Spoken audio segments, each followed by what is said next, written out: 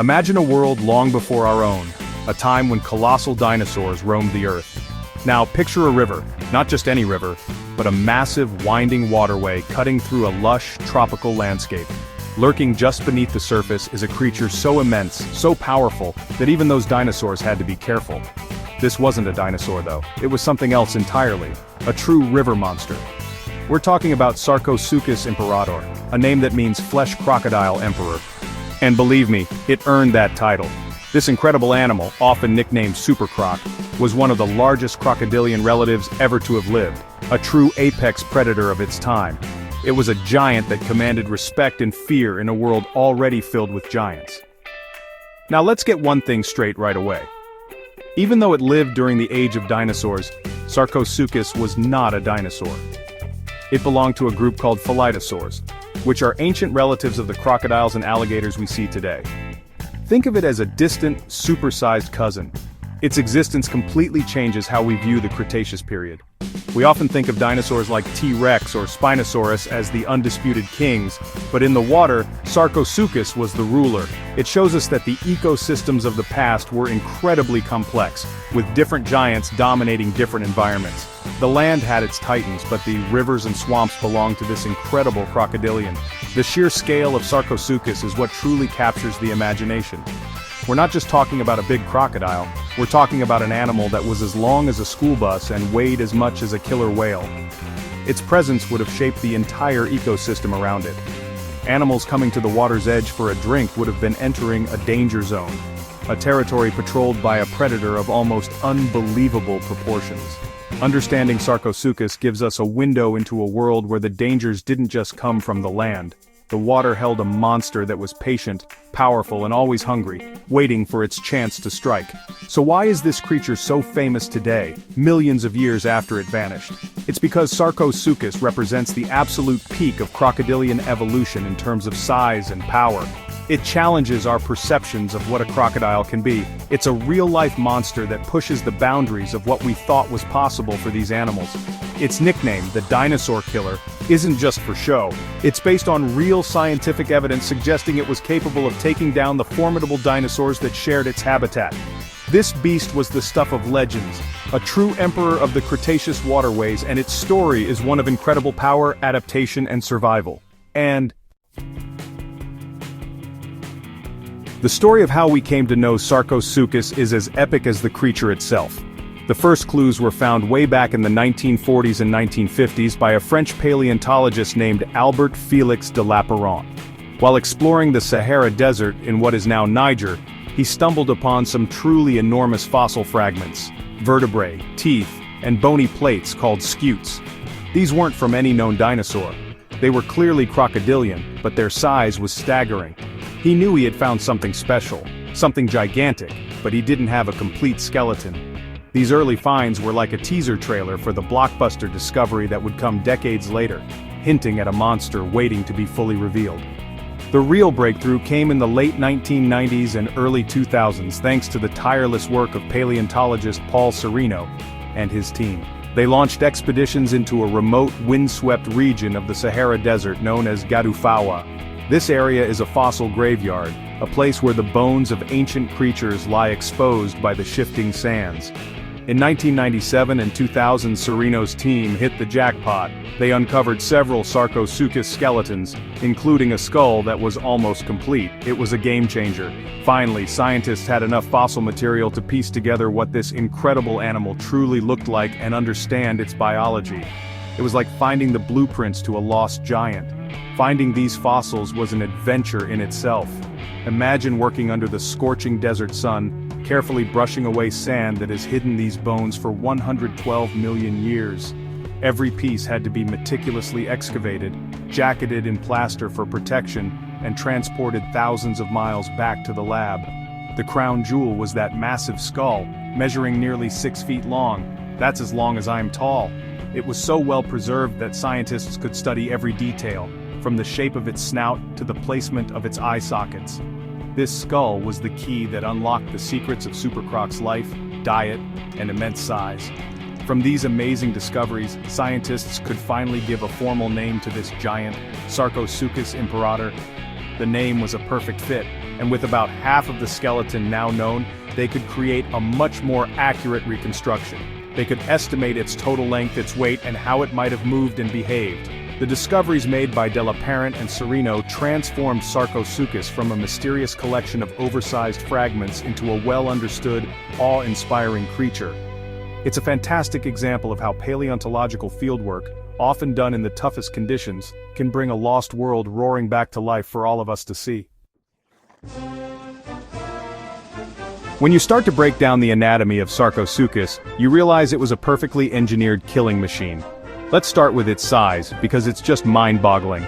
Based on the skeletons we have, a full-grown Sarcosuchus is estimated to have reached up to 40 feet in length, or about 12 meters. To put that in perspective, that's almost twice the length of the largest saltwater crocodiles alive today. And its weight?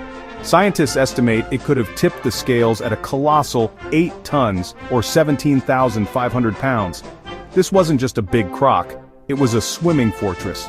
An animal whose sheer bulk would have been intimidating to anything that crossed its path. Now, let's talk about that incredible head. The skull alone was a weapon. At nearly 6 feet long, it was built for immense power. It housed over 130 thick, conical teeth that were designed for gripping and crushing, not slicing. When those jaws snapped shut, they would have generated a bone-shattering bite force. A unique feature of its skull was a large, hollow bulge at the end of its snout called a bulla. We're not entirely sure what it was for, but one idea is that it could have enhanced its sense of smell, helping it detect prey from far away. Or, it might have been used for making deep, resonating sounds to communicate with other Sarcosuchus, or to intimidate rivals. Moving down its body, Sarcosuchus was covered in a suit of natural armor. Overlapping bony plates called osteoderms or scutes ran all the way down its back. These weren't just for show, they provided incredible protection. If a dinosaur was brave or foolish enough to fight back, these scutes would have helped deflect blows and bites, making its back nearly impenetrable. Its eyes were also positioned high on its head and pointed slightly upwards. This is a classic feature of an ambush predator. It allowed Sarcosuchus to remain almost completely submerged, with just its eyes and nostrils poking above the water, watching and waiting for the perfect moment to explode from the depths. Finally, you have its massive, powerful tail. Just like modern crocodiles, its tail would have been its engine in the water, a huge muscle that could propel its enormous body forward with terrifying speed and force. A single flick of that tail could launch it from a stationary position towards an unsuspecting animal on the riverbank. Every part of Sarcosuchus, from the tip of its snout to the end of its tail, was built for one purpose: to dominate its environment. It was a masterpiece of predatory evolution, a combination of immense size, crushing power, and stealthy design that made it the undisputed emperor of its aquatic world. Section 4. A Cretaceous Oasis, the World of Sarcosuchus. To really understand a creature like Sarcosuchus, you have to picture the world it lived in. It thrived during the early Cretaceous period, about 112 million years ago, in what is now the Sahara Desert. But back then, it was anything but a desert. It was a vast, tropical river system, a network of wide, slow-moving rivers, lush floodplains, and dense forests. The climate was hot and humid, much like the Amazon rainforest today, but on an even grander scale. This environment was teeming with life, providing the perfect habitat for a giant aquatic predator to grow to its incredible size. It was a world of water, greenery, and giants. This ancient African landscape was home to a spectacular array of wildlife. In the water alongside Sarcosuchus were massive fish like lepidotes, which could grow as long as a person. There were also other crocodilians, though none could match the size of the emperor. The skies were filled with pterosaurs, the flying reptiles of the dinosaur age. And on land, a diverse community of dinosaurs roamed. These included long-necked sauropods like Nigersaurus, plant-eaters like Uranosaurus with its strange sail on its back, and large predatory dinosaurs like Suchomimus and Eocarcharia, which would have been its main competitors for food. This rich and vibrant ecosystem was the key to Sarcosuchus's success. The massive rivers provided plenty of space for a 40-foot-long predator to live, hunt, and reproduce. The abundance of large fish offered a steady food source, especially for younger, smaller individuals.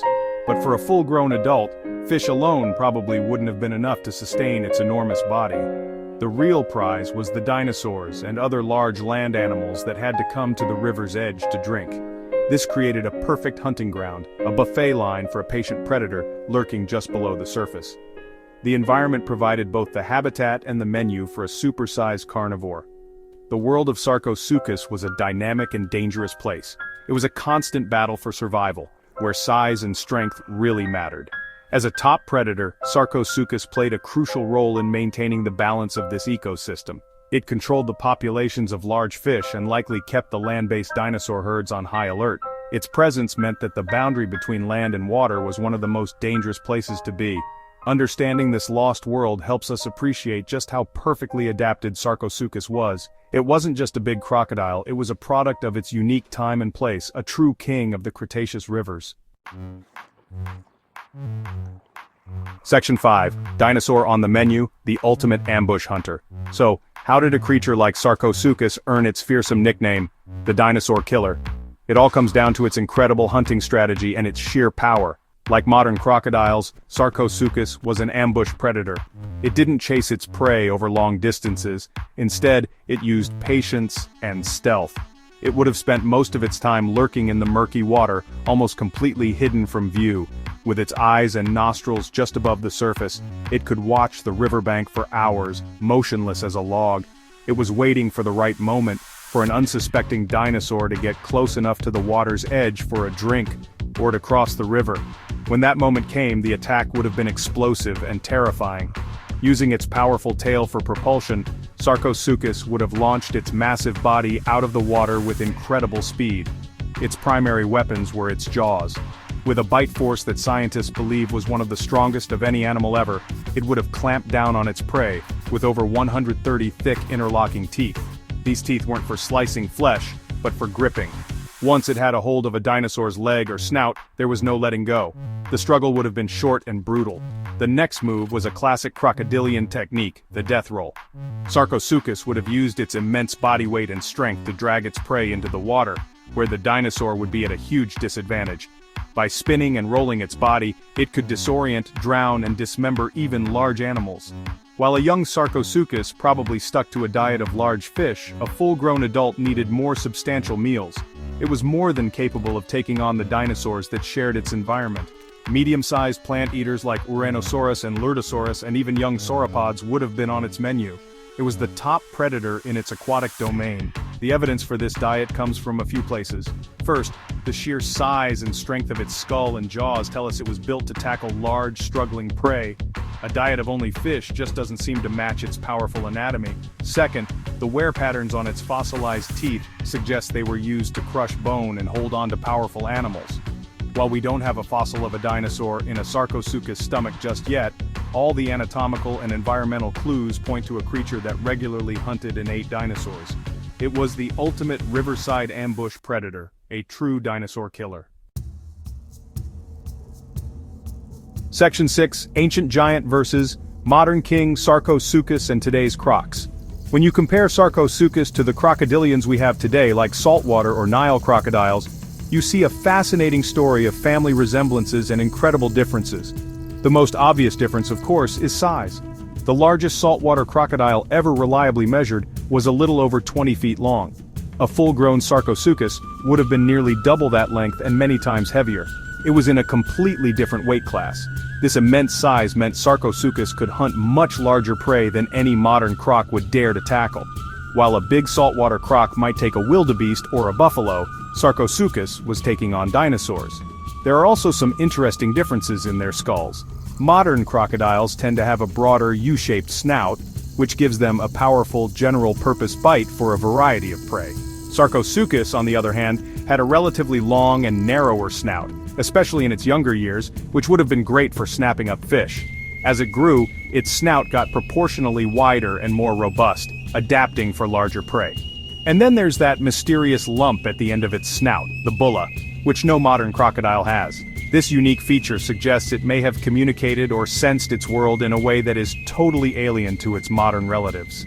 Despite these differences, the similarities are just as striking and show a winning body plan that has lasted for millions of years. Both Sarcosuchus and modern crocs share the same semi-aquatic lifestyle and are masters of the ambush. They have eyes and nostrils on top of their heads, allowing them to hide in the water while watching their surroundings. They both possess a powerful tail for swimming and are covered in protective bony scutes. Their hunting strategy, the patient wait followed by a sudden explosive attack, has clearly been successful for over 100 million years.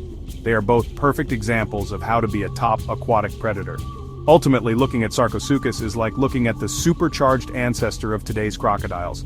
It shows us the incredible evolutionary potential that exists within this animal group.